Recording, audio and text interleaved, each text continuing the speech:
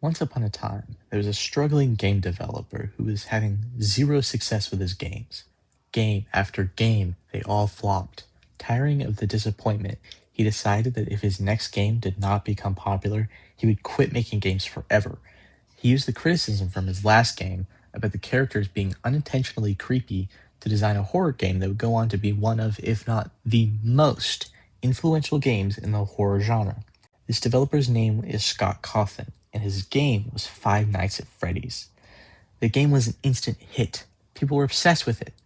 Cawthon went on to make several sequel games, books, and eventually a movie.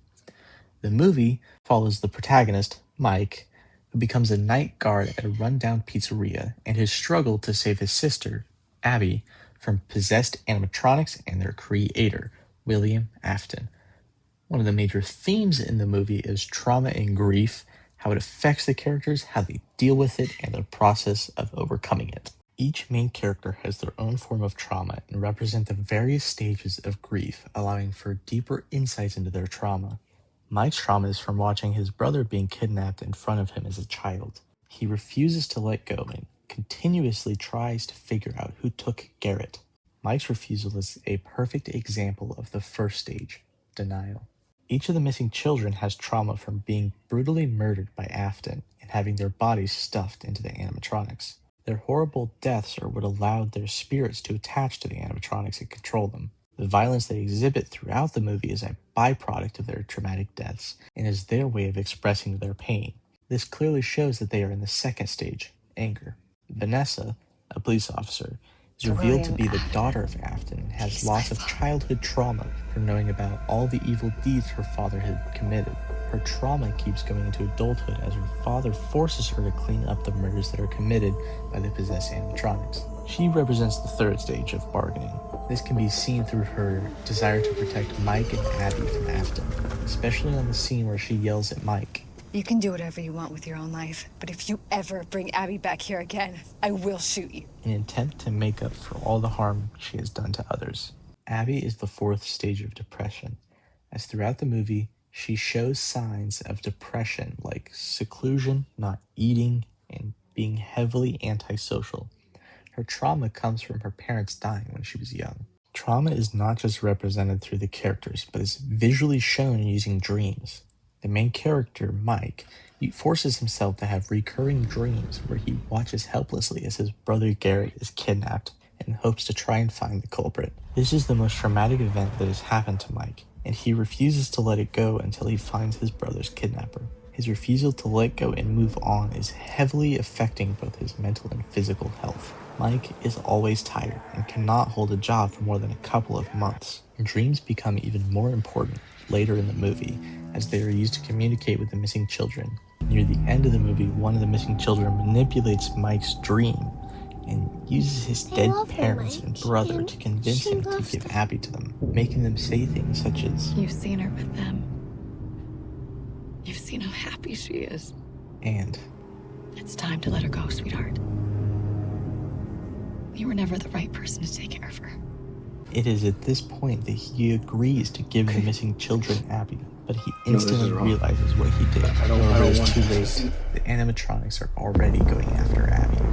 Mike's trauma is not only brought back to him through his dreams, but throughout the film, there are several scenes that cause that trauma to resurface. At the beginning of the movie, Mike is working as a mall security guard, and he sees a little boy standing all alone. Then suddenly, a man aggressively grabs the boy's arm and starts dragging him away. Witnessing this causes Mike's trauma to resurface, and he starts chasing down him.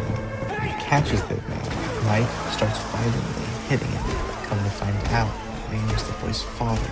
Witnessing what he thought was a kidnapping caused Mike to stop thinking logically. During the scene where Mike brought Abby to Freddy's, Abby says to Mike, "It's like camping." This visibly shakes Mike, as when he lost Garrett, they were out camping.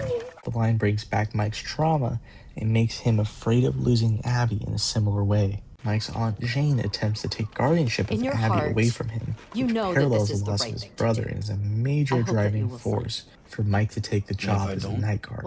Vanessa has a similar moment where she is in the back of Freddy's and sees an animatronic that is eerily similar to the circus baby animatronic from Five Nights at Freddy's sister location. When she sees the animatronic, she has a look of horror because she realizes that Afton intended to use the animatronic to kill Abby. All the characters' traumas relate back to William Afton. He's the one who took Garrett, killed the missing children, stuffing their bodies in the animatronics, and forced Vanessa to help cover up his moves. Afton can be thought of as a physical representation of their traumas. In the movie, Afton has control over the animatronics, forcing them to kill anyone who got close to the truth about his crimes. It is later revealed that Afton was controlling the animatronics by altering what they remember about him through drawings. They only remember what Afton did to them when Abby replaced Afton's drawing with a drawing of him murdering her. Afton's control over the animatronics is a comment on how people who cause trauma can manipulate their victims and have control over them. The last battle between Mike, Vanessa, the animatronics, and Afton is a representation of not only fighting the physical Afton, but also the pain that Afton caused him. When they finally kill him and lock him away in the back room, it represents how they have overcome their trauma and locked it away so it cannot hurt them anymore. While Afton is dying, he says his iconic line, "I always come back," showing how even if you overcome trauma, it will always be there inside of you and can still come back to continue affecting your life. Five Nights at Freddy's is not only a horror movie, but a commentary on how trauma can affect people's lives in different ways. Each character is shown to be in various stages of grief. Mike in denial, the missing children in anger, Vanessa in bargaining, and Abby in depression. It also shows how trauma can affect dreams. By the end, they all manage to achieve acceptance by defeating William Afton, the physical representation and causer of their trauma. Even after defeating Afton, he still persists and refuses to die, leaving us with the message that even after overcoming trauma, it may never be fully gone.